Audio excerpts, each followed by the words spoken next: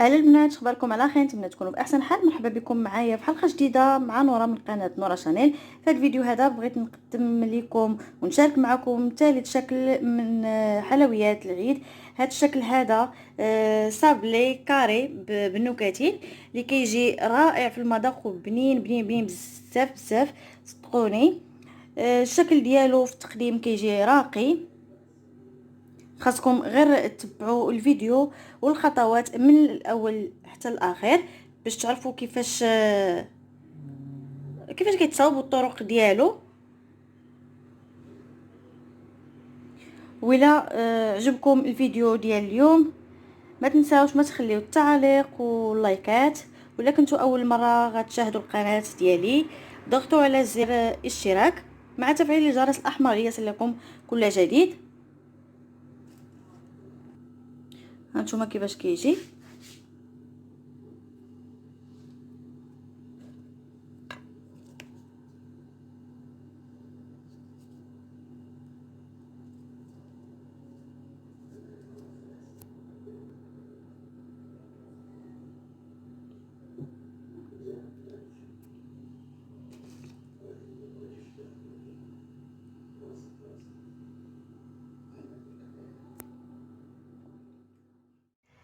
نبداو على بركه الله مع العجين ديال الصابلي.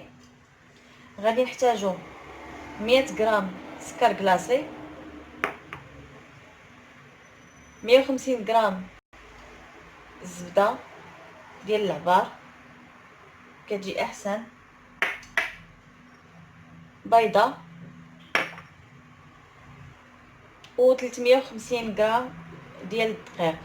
يمكن ليا هنا بالنسبه للدقيق نحتاج غير 300 غرام، يمكن ليا نحتاج 350، يعني انا درت هنا 350. وغنشوف على حساب الدقيق واش غادي نحتاجو كامل ولا لا.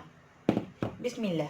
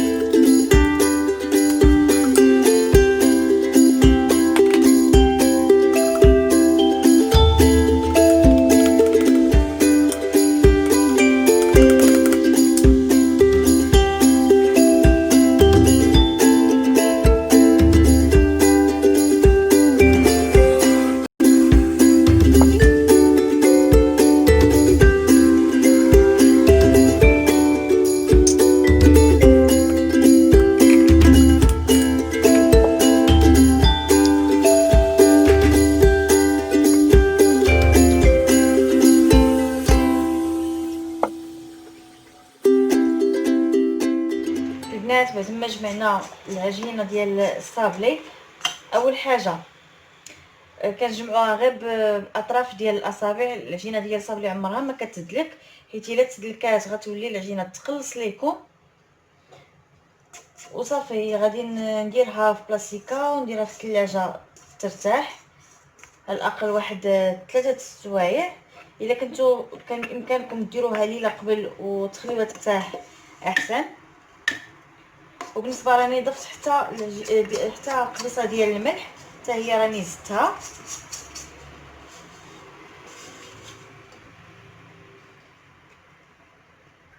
صافي وما خاصهاش تبدا تلصق ليكم، تكون خفيفه وما تبقاش تلصق وفي نفس الوقت شاده راسها.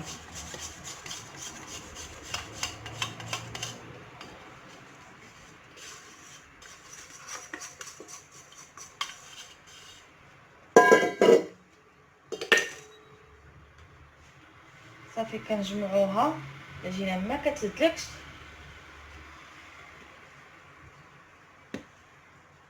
بطبيعة الحال سطح العمل راه نقي، كيسهل العملية الخدمة.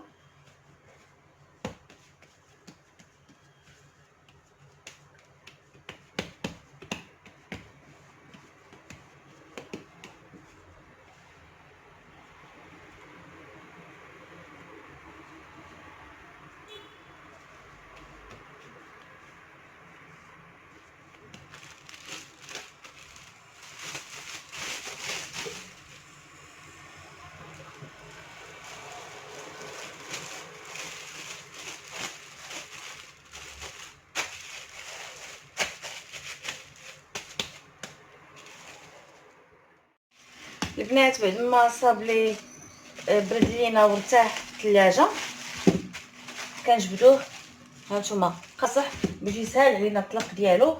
كنديروه في الطاوه اللي تكون بهذا الشكل هذا، يا اما مربع يا اما مستطيل بهذا الشكل. ما ديروش طاوه اللي تكون كبيره حيت الحشوه باش يلاه تجيكم في هذا القياس اللي عطيتكم. غنطلق صابلي ما بين جوج ميكات ونطلقوا من بعد. غير هو واحد الحاجه خاصكم تعطيوها الخاطر بزاف على ود راه قاصحه، وتعطيوها الخاطر باش تسرحوها على الشكل اللي غادي يجينا في الطاوه.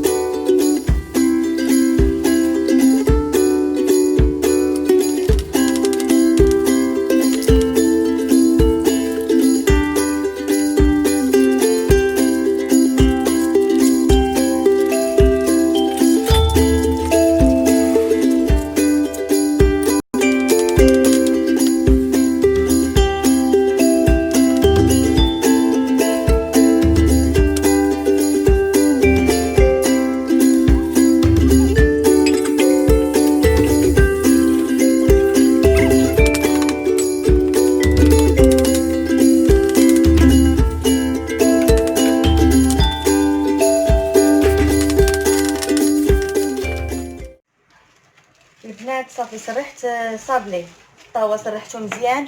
راه كتشوفوا معايا خاص ضروري الواحد يعطيه الخاطر يسرحوا بشكل مستوي، ماشي جهه طالعه وجهه هابطه، على جميع الجوانب، وما تكون جهه رقيقه وجهه غليظه. غير عطيوه الخاطر ضروري صافي. وضروري ديروا استعانه بجوج بلاستيكات، والطاوه ديروا ليها البابي سولفيريزي باش ما تلتصقش لكم من التحت. دابا غادي نثقبوها مزيان باش ما تنتفخش لينا.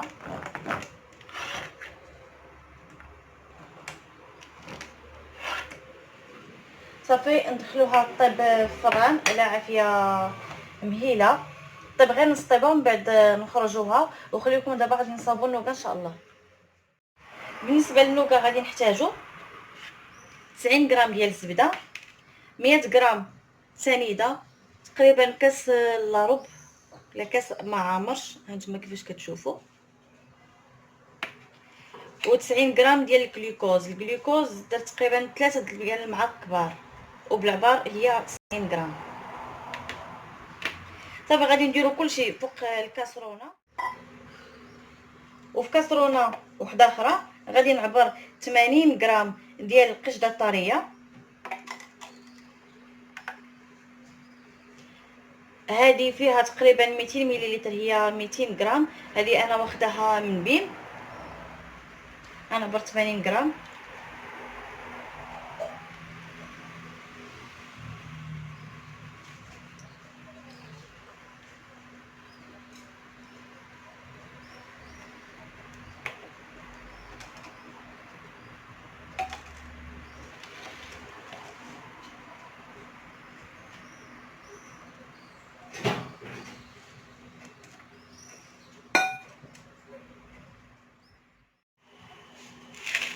وغادي نحتاجو اخر لي فروي كونفي.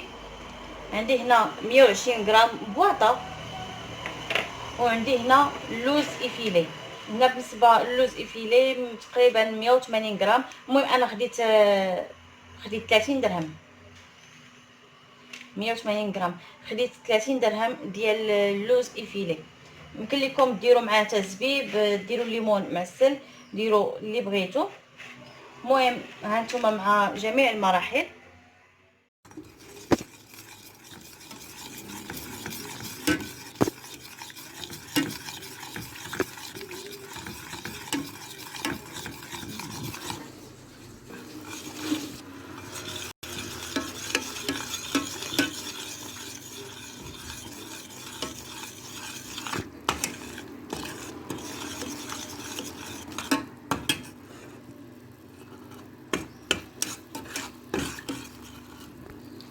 صافي نبداو مستمرين في هاد الحرك، نحركو مزيان حتى الخليط غادي يعقد لينا وغيولي لنا اللون الذهبي.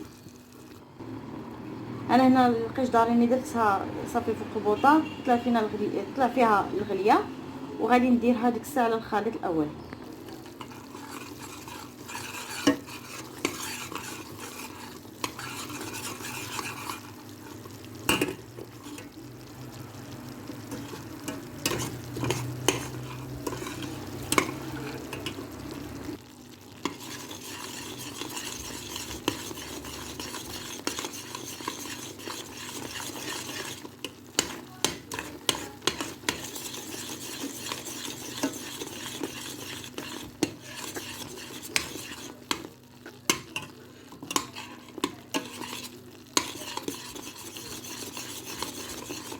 ردوا البال، راه الخليط سخون كتطلع منه واحد الحراره.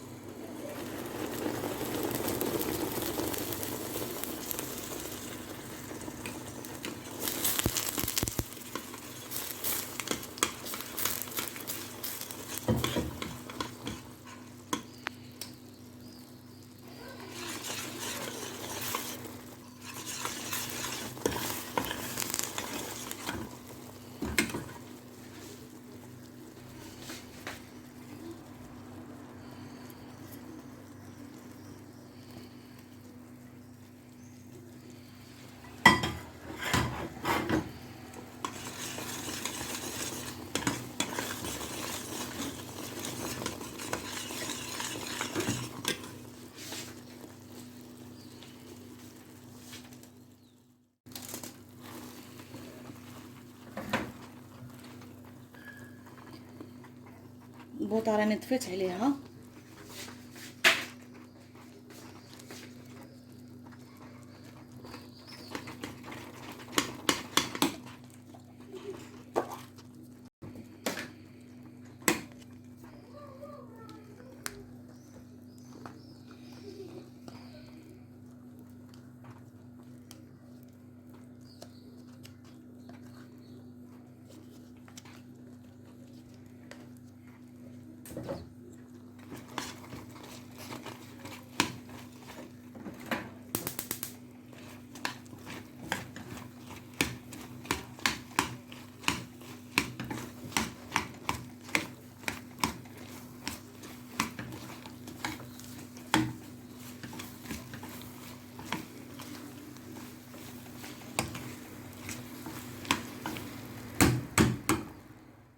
البنات الصابلي راه طاب لينا نص طيبه. ها نتوما الجوانب ديالو بداو يتحمروا لنا شويه.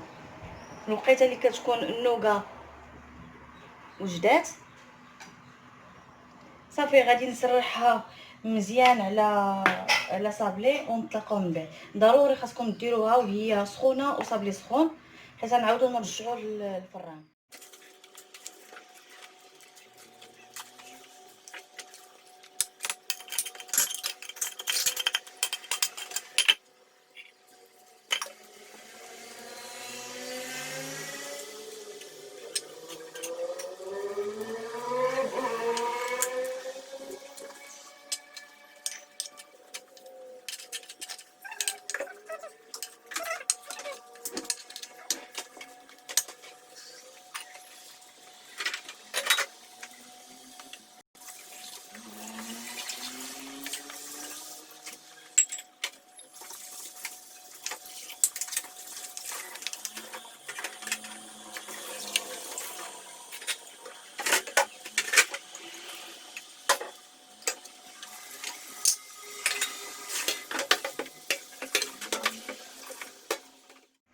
البنات هانتوما شفتوا كيفاش سرحتها مزيان.